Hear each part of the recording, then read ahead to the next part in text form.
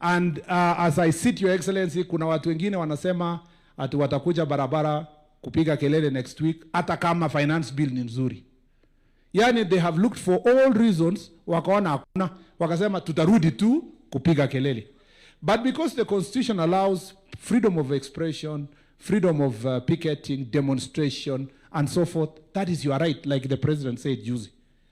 But I want to see those leaders themselves, their children, and their supporters wakue mbele. Because these leaders, what they do, wana encourage watoto wa wenyewe wakuje barabara, alafu wao wenyewe wanaenda kulipa goons na tax, wakuje na machetes na panga na all that to attack people's children and people's businesses. Your Excellency, with due respect to the Article 37, any person on Thursday or any other day that will be in the streets with a machete, with a stone, with matchsticks to burn police station, to burn a court, with a sack and a bag to loot anyone's business, will meet the full force of the law. We are a government that is responsible, the only first government where the president has apologized to the people of Kenya and provided compensation to support those that suffered during demonstration. But in the same breath, that support does not mean encourage goons and criminals to come and terrorize citizens of Kenya. Yenye mebaki ni kidogo sana, Your Excellency. Ni kitu inaitwa goons. Na sio ati ilianza jana. Hao goons wamekuwa, kulikuwa na wengine watu wa Angola, Msumbiji, mwingine wanaitwa nini, wanaitwa all that kind of thing. The problem we have with goons is not the people. It's not the young people. Shida ya goons sio wat vijana wana kazi, sijui ni nini. It is errant or wayward political leaders ambao they go deliberately recruit na kuchukua goons kutumia for, because they don't have alternative political policies, wanatumia kupiganisha na marafiki zao. And then after they have done so, our goons sasa wakiongezeka nguvu, inawashinda hata wale wenye walianzisha. Sasa wanarudi kublame serikali. Wanaanza kusimama kusema serikali inafanya nini, serikali inafanya nini. This problem is political and is generated by politicians. As you gave us your directions, Your Excellency, we have commenced the process of a serious crackdown of all goons across the country.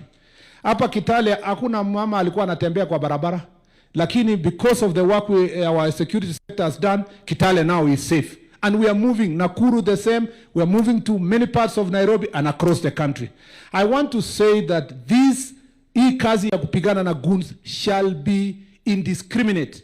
Na wakati itafanyika, we don't want people to come back and say, oh ilikuwa ni vijana wetu, oh ilikuwa ni namna gani, oh ilikuwa ni nini. Goons are goons and we will deal with them with finality. This culture of political violence, wakati ni 1 year to elections. Nilisikia wengine hapo Nakuru, nimesikia wengine walikuwa juzi Nairobi. I want to say that leaders must lead by example. They don't cause problems and then come back and blame the executive or blame the government or blame the police. All of us collectively as leaders, we must choose peace and we must choose the right way of campaigning. What we are seeing as an improvement of security is deliberate.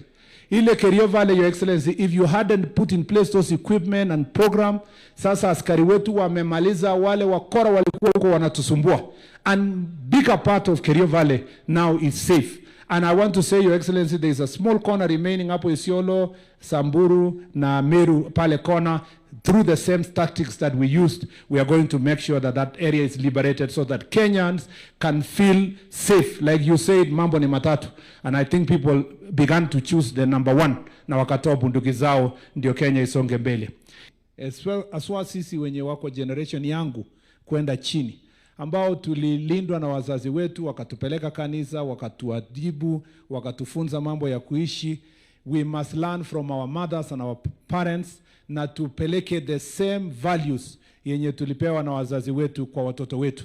The challenges our children are having today can be attributed to also the challenge us ourselves as parents. And I am challenging parents of my generation. And when I say this is not because I'm doing well, it's because I'm also working hard like any other parent. And I get big support of also a mother like Mama Zipora. And I think that as families, as even we divide responsibilities kama familia, we must have a plan kwamba watoto wetu watakaa namna gani. Otherwise, we will have children who, like the case of Juzi, literally a child consciously anachukua moto kuchoma ndugu zake ama marafiki zake kwa shule.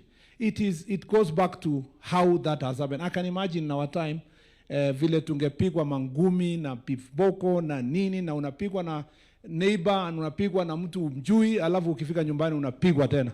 In fact, if you go home uende usiambiane nilipigwa, ndio unapigwa. Afadhali uende unyamaze useme hakuna kitu, niko sawa.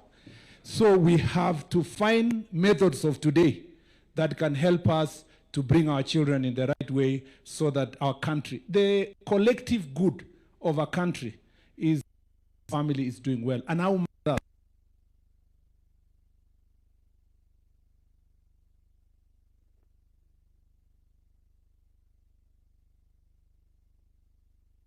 Henry Kosgei has done a lot in our country. You yourself, you know better than myself. Lakini yeye mimi nilimjua at a personal level huko 206 tukianza ODM. Wakati ODM ilianzwa na nyinyi wakubwa huko, sisi wadogo pia tulikuwa hapa chini. Sisi ni wale tulikuwa nyuma huko, tunafika filimbi na nini na makofi. Na alipokuja mara kwetu huko ndio akanijua. Na as soon as mlipata serikali ile ilibaki kidogo, mimi nilikuwa beneficiary. Yeye mwenyewe alinipatia kazi ya kwanza kwa serikali. Aliniweka kuwa director ya Counterfeit Agency. Nikakuwa founding member ya ACA ya Anti-Counterfeit Agency, thanks to Mheshimiwa Henry Kosgei. So nikikuja hapa, mimi ni mtu nakuja hapa na heshima sana. Yeye ndiye alinishika mkono, na kutoka hapo tumekuwa na uhusiano nzuri. Na wakati niliingia ofisi rais, na shukuru ulinipatia kazi. Ile ofisi nilikuwa kwanza, yeye pia alikuwa kwa hiyo ofisi. He made sure that within the first 2 months I became a CS Transport. He came to the office to tell me what was happening in the Ministry of Transport. And again, when I moved to sports, he also came back to come and tell me sports inakaa namna gani, because alitoka transport akaenda sports. And you know, it's very interesting, Your Excellency, since his time as a Minister of Sports, when Kasarani was built, hakuna another stadium imewahi jengo kwa Kenya mpaka wewe umekuja kujenga Talanta Stadium hapo juu. So there has been a huge gap of history, and we remember him in the government of the second president, akiwa waziri wa sports and so forth. So Henry Kosgei and many other things he has done a lot in our country. Now we honor such leaders, him and many of his generation, who have moved our nation to this level. And we honor you, Your Excellency, kwa sababu ya ile kazi unafanya. Ile nikiwa waziri wa barabara, I remember you said specifically yourself kwamba country must be equitable. And among the projects you put kipaumbele ni ile barabara ya kutoka Kericho inaamua ikuje Mboko Valley, ikuje hapa Lesos, iteremuke iende Biretwo mpaka Tot, mpaka Turkana, mpaka huko Nakadok, iende Juba. Ndio watu wakienda Singapore kwa sehemu nyingine, hapa hata Singapore itapita hapa, Your Excellency. And I know you have made a very great progress kwa hiyo barabara, and I am appreciative of the work that Davis and the other team that is in place continue to ensure that that road is delivered. There are many other projects. Stadiums umejenga 28. From the day President Moi alijenga Kasarani, wewe umekuja kujenga 28 stadiums in 3 years. It's unbelievable across the country, including Talanta Stadium.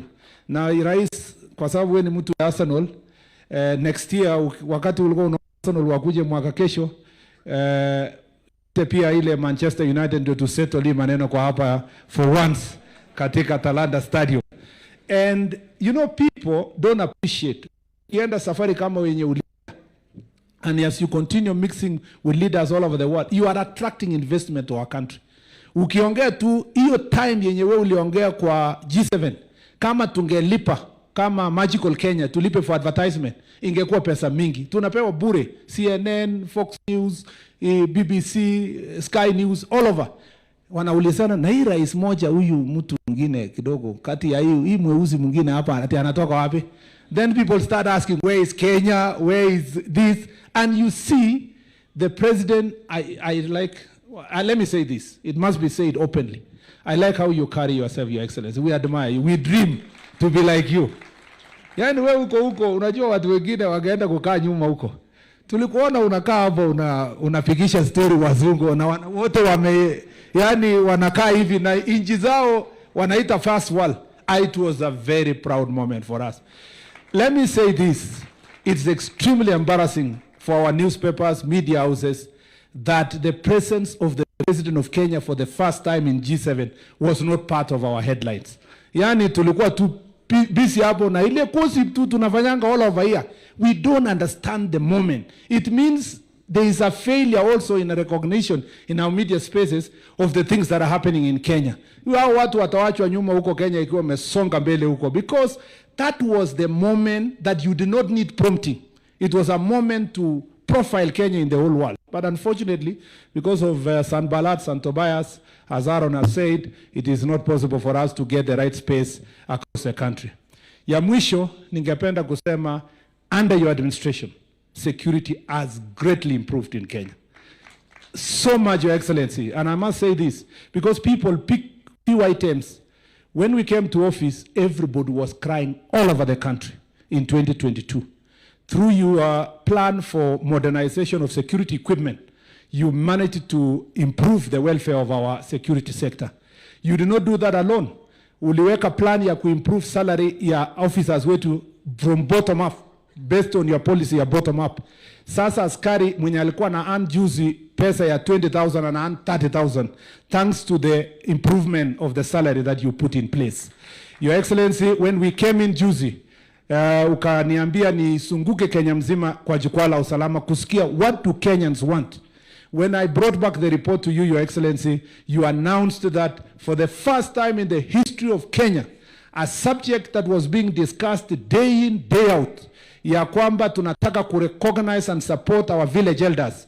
Now, Your Excellency, you announced it that day, and you not just announce, ukaweka kwa budget juice 3.9 billion, ambayo we are finalizing the names ya our village elders, and from July 1st, village elders watakuwa na kuwa recognized kama watu wengine wapate a stipend yenye wanaweza kufanya improve security in the community.